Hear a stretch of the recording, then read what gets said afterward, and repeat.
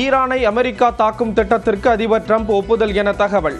எப்போது தாக்கலாம் என இறுதி உத்தரவு பிறப்பிப்பதை ஒத்திவைத்துள்ளார் என்றும் அமெரிக்க ஊடகங்களில் செய்தி. இஸ்ரேலில் மருத்துவமனை மீது ஈரான் தாக்குதல்.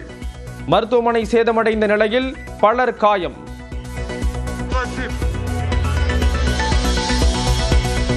ஆசிரியர்களின் பொது மாறுதல் கலந்தாய்வுக்கு இன்று முதல் விண்ணப்பிக்கலாம். பள்ளிக்கல்வித்துறை அறிவிப்பு. அகமதாபாத் விமான விபத்து தொடர்பாக மன்னிப்பு கோரினார் ஏர் இந்தியாவின் உரிமையாளரான டாடா குழும தலைவர் சந்திரசேகரன். இறந்தவர்களின் குடும்பத்தினருக்கு ஆறுதல் கூற வார்த்தை இல்லை என உருக்கம். அன்புமணி தன் பேச்சுக்கு தவறான உள்நோக்கம் கற்பிப்பதாக அமைச்சர் பிடிஆர் பழனிவேல் தியாகராஜன் குற்றச்சாட்டு. தங்கள் மீதான சர்ச்சையை திசை திருப்ப அன்புமணி பேசுவதாக விமர்சனம். விண்ணப்பித்த 15 நாட்களுக்குள் வாக்காளர் அட்டை வழங்கப்படும். தற்போது 1 மாதம் ஆகும் நிலையில் தேர்தல் ஆணையம் புதிய முடிவு. ஈரானில் இருந்து மீட்கப்பட்ட 110 மாணவர்கள் டெல்லி திரும்பினர். ஈரானில் நிலைமை மிக மோசமாக இருப்பதாக பேட்டி.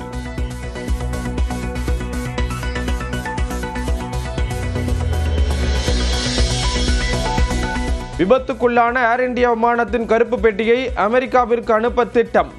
கருப்பு பெட்டி சேதமடைந்ததால் அதில் உள்ள தகவல்களை இந்தியாவில் மீட்டெடுப்பதில் சிக்கல். பல்லடம் அருகே பனியன் நிறுவனத்தில் பணியாற்றி வந்த வங்கதேச நாட்டினர் 26 பேர் கைது. போலி ஆதார் அட்டைகளை கைப்பற்றி காவலர்கள் விசாரணை.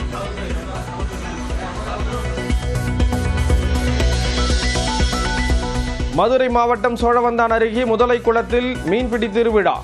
வெளியூரிலிருந்து வந்து பங்கேற்ற பொதுமக்கள்.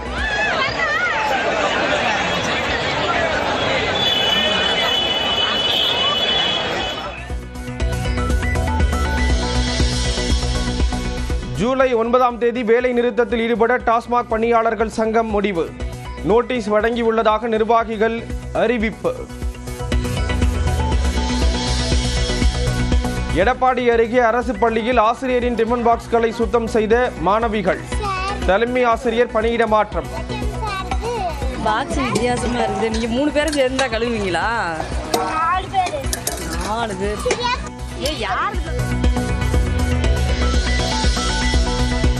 கரூரில் பிரபல ரவுடியை துப்பாக்கியால் சுட்டுப்பிடித்த போலீசார்.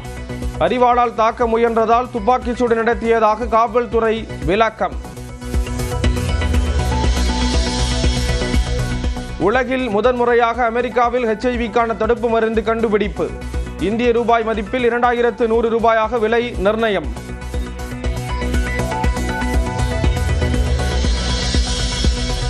டென்மார்க்கில் உள்ள தீவில் கோலாகலமாக நடைபெற்ற பட்டத் திருவிழா. உலகின் மிகப்பெரிய பட்டத் திருவிழாவில் ஏராளமானோர் பங்கேற்பு.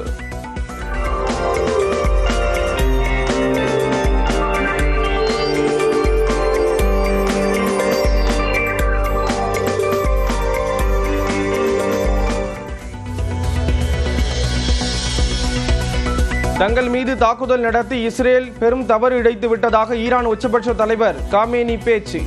ஈரான் ஒருபோதும் சரணடையாது என்றும் திட்டவட்டம். தனக்கும் சுப்மன் கில்லுக்கும் இடையே ஒரு சிறப்பான நட்பு இருப்பதாக கூறிய ரிஷப் பந்த். இங்கிலாந்துக்கு எதிரான டெஸ்ட் தொடரில் உள்ள சவால்களை இருவரும் ஒன்றிணைந்து சமாளிப்போம் என்றும் உறுதி. ஈரான் இஸ்ரேல் இடையான மோதலில் நான் என்ன செய்வேன் என்று யாருக்கும் தெரியாது. அமெரிக்க அதிபர் டொனால்ட் ட்ரம்ப் பேட்டி. மாணவர்கள் விசாவிற்கான நடைமுறையை நிபந்தனைகளுடன் மீண்டும் தொடங்கிய அமெரிக்கா. ஃபேஸ்புக், இன்ஸ்டாகிராம் கணக்கு விவரங்கள் ஆய்வுக்கு உட்படுத்தப்படும் என அறிவிப்பு. ஈரான் மீது தாக்குதல் நடத்துவதற்கு ட்ரம்ப் ஒப்புதல் அளித்திருப்பதாக தகவல் வெளியாகியுள்ள நிலையில் எப்போது தாக்குதலை தொடங்குவது என்று முடிவெடுக்கப்படவில்லை என்று கூறப்படுகிறது. ஈரானின் உச்சபட்ச தலைவர் காமேனி எவ்வித நிபந்தனையுமின்றி சரணடைய வேண்டும் என்று அமெரிக்க அதிபர் ட்ரம்ப் எச்சரிக்கை விடுத்திருந்தார். இதற்கு பதிலடி கொடுத்த காமேனி ஈரான் ஒருபோதும் சரணடையாது என்றும் போர் தொடங்கியதாகவும் அறிவித்திருந்தார். இந்நிலையில் ஈரான் மீது தாக்குதல் நடத்தும் திட்டத்திற்கு ட்ரம்ப் ஒப்புதல் அளித்திருப்பதாக தகவல் வெளியாகியுள்ளது. ஆனால் எப்போது தாக்குதலை தொடங்குவது என்பது குறித்து இன்னும் முடிவு செய்யப்படவில்லை என்று கூறப்படுகிறது. அணுசக்தி திட்டங்களை ஈரான் கடைசி நேரத்தில் கைவிடலாம் என எதிர்பார்த்து தாக்குதல் முடிவை நிறுத்தி வைத்திருப்பதாக தகவல் வெளியாகியுள்ளது. ஈரான் ஒப்புக்கொள்ளாத நிலையில் அந்நாட்டின் மிகுந்த பாதுகாப்பான இடமாக கருதப்படும் யுரேனியம் செறிவூட்டும் ஆலையான போர்டோவில் அமெரிக்கா தாக்குதல் நடத்த திட்டமிட்டு இருப்பதாக கூறப்படுகிறது. ஈரானை அமெரிக்கா தாக்கும் திட்டத்திற்கு அதிபர் டிரம்ப் ஒப்புதல் என தகவல். எப்போது தாக்கலாம் என இறுதி உத்தரவு பிறப்பிப்பதை ஒத்திவைத்துள்ளார் என்றும் அமெரிக்க ஊடகங்களில் செய்தி. இஸ்ரேலில் மருத்துவமனை மீது ஈரான் தாக்குதல். மருத்துவமனை சேதமடைந்த நிலையில் பலர் காயம்.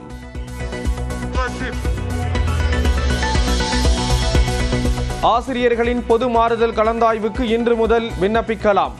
பள்ளிக்கல்வித்துறை அறிவிப்பு. அகமதாபாத் விமான விபத்து தொடர்பாக மன்னிப்பு கோரினார் ஏர் இந்தியாவின் உரிமையாளரான டாடா குழும தலைவர் சந்திரசேகரன். இறந்தவர்களின் குடும்பத்தினருக்கு ஆறுதல் கூற வார்த்தை இல்லை என உருக்கம். அன்புமணி தன் பேச்சுக்கு தவறான உள்நோக்கம் கற்பிப்பதாக அமைச்சர் பிடிஆர் பழனிவேல் தியாகராஜன் குற்றச்சாட்டு. தங்கள் மீதான சர்ச்சையை திசை திருப்ப அன்புமணி பேசுவதாக விமர்சனம். விண்ணப்பித்த 15 நாட்களுக்குள் வாக்காளர் அட்டை வழங்கப்படும். தற்போது 1 மாதம் ஆகும் நிலையில் தேர்தல் ஆணையம் புதிய முடிவு. ஈரானில் இருந்து மீட்கப்பட்ட 110 மாணவர்கள் டெல்லி திரும்பினர். ஈரானில் நிலைமை மிக மோசமாக இருப்பதாக பேட்டி.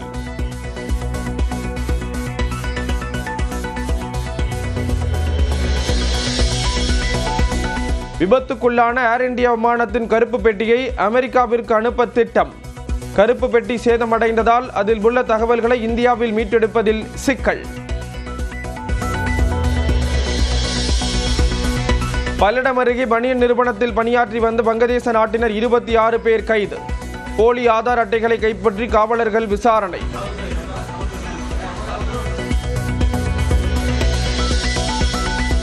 மதுரை மாவட்டம் சோழவந்தான் அருகே முதலை குளத்தில் மீன்பிடி திருவிழா.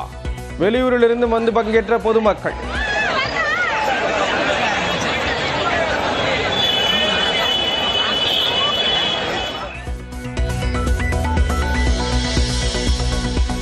ஜூலை 9ஆம் தேதி வேலை நிறுத்தத்தில் ஈடுபட டாஸ்மாக் பணியாளர்கள் சங்கம் முடிவு.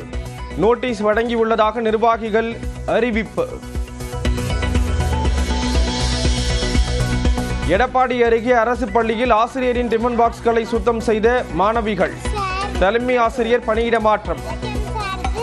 பாக்ஸ் வித்தியாசமா இருக்கு. நீங்க 3 பேரும் சேர்ந்தா கழுவுவீங்களா? 4 பேர்.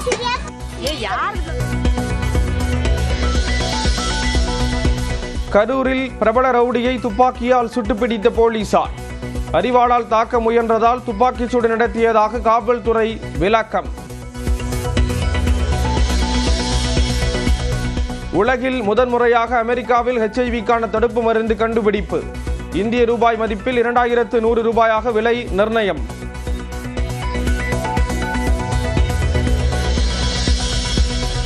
டென்மார்க்கில் உள்ள தீவில் கோலாகலமாக நடைபெற்ற பட்டத்திருவிழா. உலகின் மிகப்பெரிய பட்டத்திருவிழாவில் ஏராளமானோர் பங்கேற்பு.